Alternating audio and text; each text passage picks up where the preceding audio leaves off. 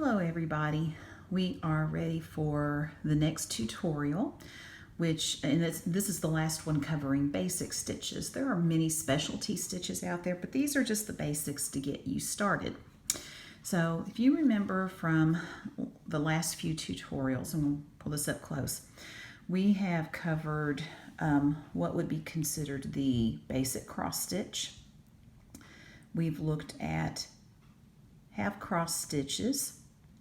We've looked at the different quarter stitches that you might have, all of them down here. And we've even looked at, what does it look like if you have to skip over one and go to the next one and then go to the next row. Well, there's another stitch that's called a back stitch. And this one is something that a lot of stitchers seem not to like, at least the ones that I work with online. They don't like to back stitch. I haven't figured that one out because back stitching doesn't bother me a bit.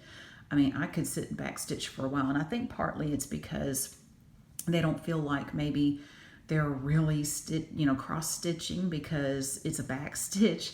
And sometimes it can get a little tedious, but like I said, I don't mind it. Now, you may or may not like it, but I'm going to show you how to do the back stitch because it's kind of, well, this is our term for outlining things. And there are certain things in projects that just when you outline it, let's say in black or a darker color than the color you're using, it just gives it a little bit of a pop and really brings it out. So it's important to know this stitch.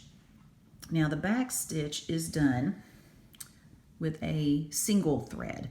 And you noticed I've threaded my needle, and so I've got a tail on it. And then here's the rest of the thread. Now, the problem is you can't make a loop. So you can't do a loop start. You could do where you hold the tail, which I think a lot of people do. But there's another thing that you can also do that will help. And so what I'm going to do, and normally this would be a no-no in regular stitching, with back stitch, it's okay. We're going to make a knot at the end. So to make my knot, I just loop it around, and then I just kind of roll my fingers and then pull. And see, that one, sometimes it doesn't work. It's a little awkward with me trying to keep it on the camera, but roll it and then pull, and now we've got a little knot. You tend to do that a lot with regular sewing, like if you're sewing clothes and stuff, you do end your knots that way. Just like in quilting, you do that as well. You make knots, and then they end up what they call popping it, and they pull it through the material where it goes into the batting and you can't see it.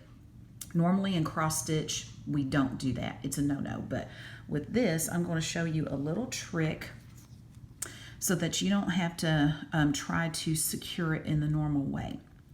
So what I'm going to do is I'm going to be outlining this little rectangle right here. And then I may come up and do this, but I'm going to work on this one first. So I'm going to come over here just a few stitches away from it. And I'm going to take my needle, it doesn't matter which square I go into, and I'm just going to go down and pull my thread through until I see that knot right there. That knot will not be there forever, but we're going to leave it there for now, and it's going to help us secure our thread, our floss.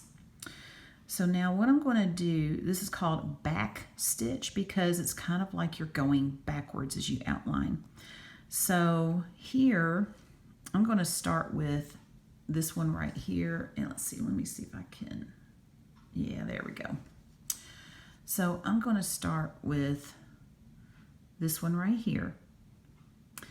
And when I come up, I'm not going to come up at the beginning of it. I'm going to come up right there. And then I'm going to pull my thread through. And I'm going to go back to that first one. Okay. And then when I pull my needle through, see how I've just gone across the top, and it's kind of like an outline, and I'm kind of doing it backwards. So when I go to the next one, I'm going to go to that hole, through, and then I'm going to go to, I'm not making an X, I'm just making an outline.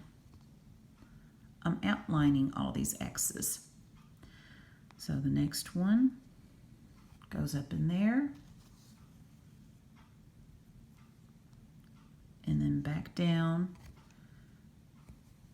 in the first hole. There you go. So you're going backwards, and I'm just going to go backwards all the way around.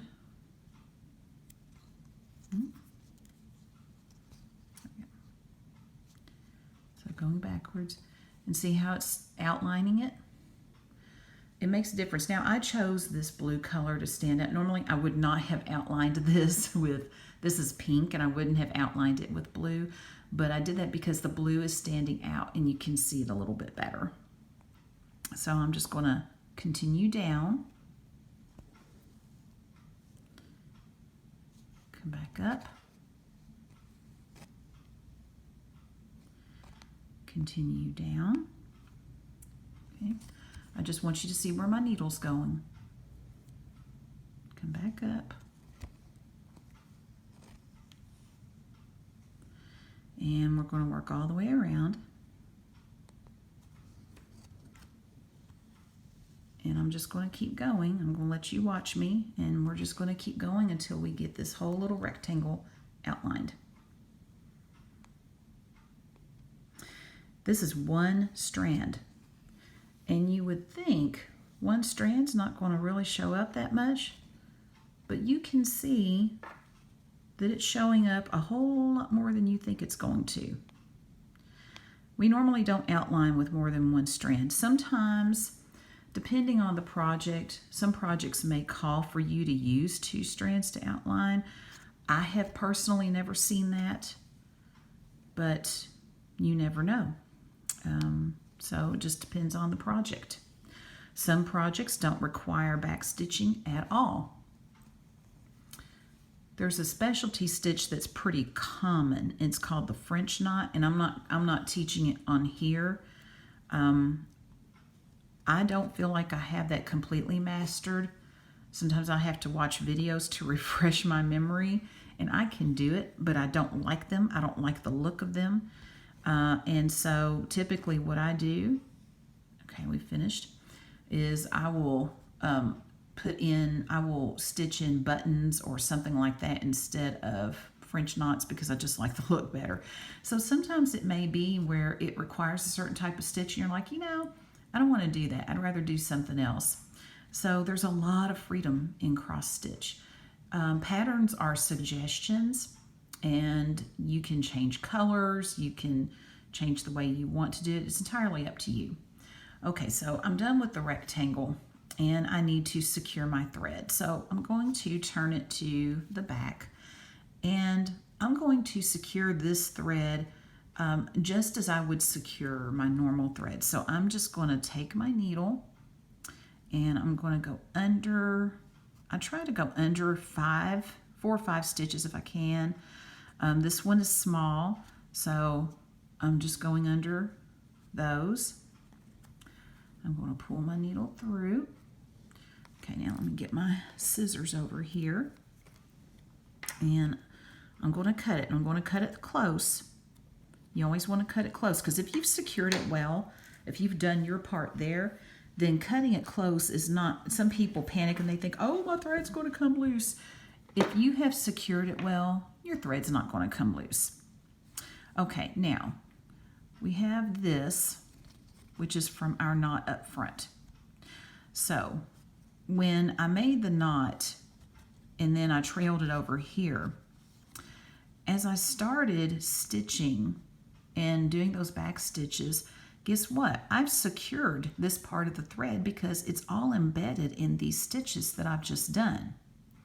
Now the other part, I had not embedded it, so I had to. So you watched me embed that. This one's embedded. We don't need this part anymore.